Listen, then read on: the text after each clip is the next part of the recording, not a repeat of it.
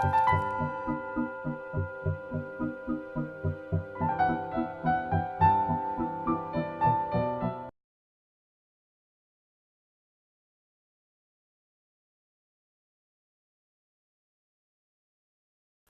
want to look at the idea of sacred. Um, I've I always had kind of a problem with the idea of sacred. I mean, way back then, to my mind, the sacred was always outside me, was somehow out there and wrapped up in the there and the then. It was in my future, but it was never now. It was there, but not here. Of course, I wanted my life to be sacred, but I definitely identified more with the profane. I was more at home with that. And it seemed I had no choice. The sacred was something I wanted to get to, not somewhere I already was or even had ever been, hardly. And I certainly had not internalized it. As it turns out, the sacred's not a thing at all, but more a process, a way of living. And I know we label some things as sacred things, but if you look into them, they're sacred because of their use or the way that they're used. Because sacredness is more like an attitude, an approach to life.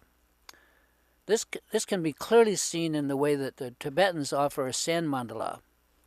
It's not the elaborate colored sand mandala that is the offering, because that's just swept into a stream or a river after it's made.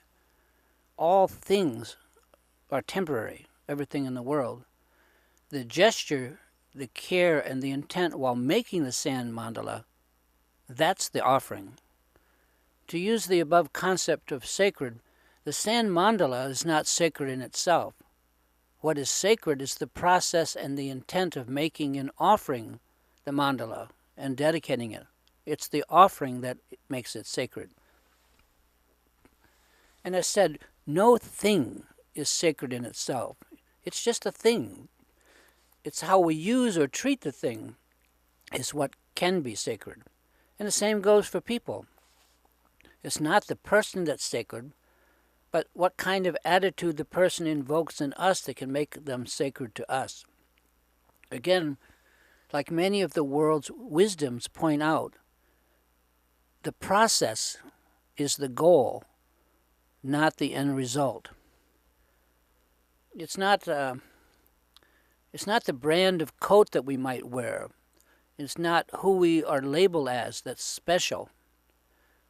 Rather, it's how we act that distinguishes us. It distinguishes us again. It's the process of living, not how we end up. I mean, we all end up dying, right, and dead. So our value cannot be found only in our, in the end result, because, we're out of here. But it must be located somewhere else in our lives. And I first clearly saw this when I met the great Siddha, Chogyam Trungpa Rinpoche, and I had a chance to spend a little time with him. We were together in a small room, which was some kind of a professor's study it was. It had various mementos. And while I sat there frozen kind of in self-consciousness, Trungpa proceeded to examine every object in the place with the greatest delight, picking each one up, peering into it, holding it up to the light, you name it. And I just sat there. I took all this in, of course. And while I was unable to move any which way, Trungpa effortlessly and thoroughly enjoyed the whole room. Life is so much a case of monkey see, monkey do. It had never occurred to me to be that free as he was. I'd never seen it done. And having once seen it, of course, I never forgot, not ever. And from that point onward, I began to allow myself those same freedoms. I mean, I had always been free to do that, but somehow never knew it was possible, or maybe a better word is permitted. That experience with Trungpa Rinpoche is a minor example of what the Tibetans do so well with the mind, with what they call the pointing out instructions.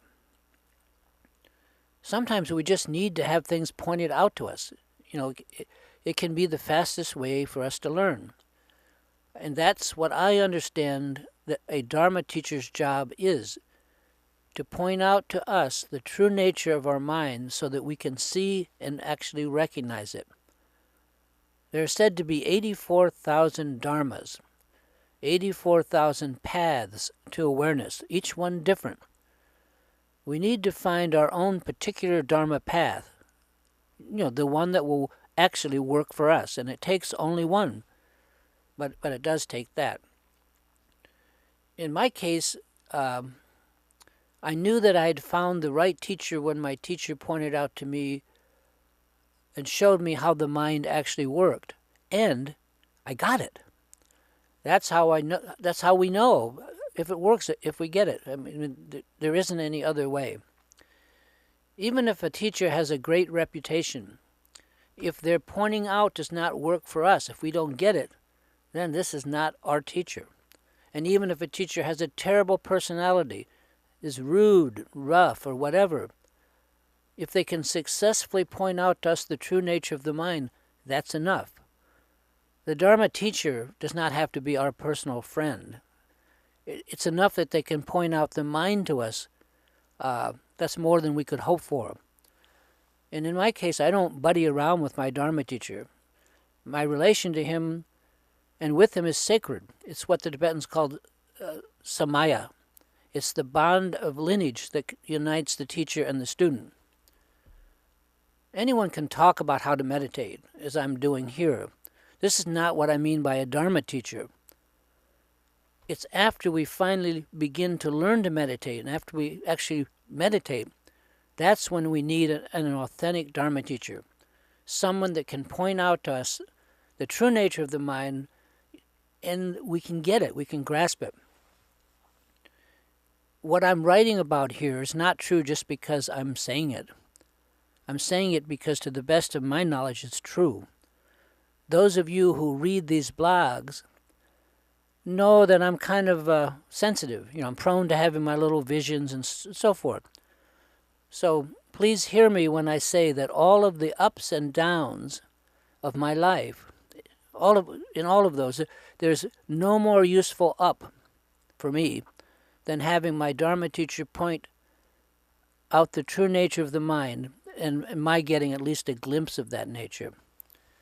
It's the up that never comes down, because it's not just another experience that goes up and down, but rather it's a recognition or realization as to how the mind actually works.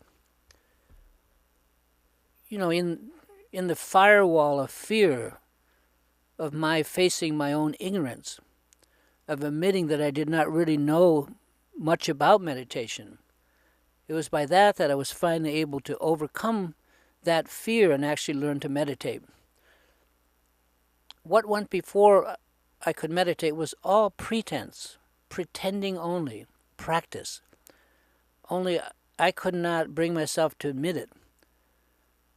Spiritually, true meditation has to be the best thing that's ever happened to me.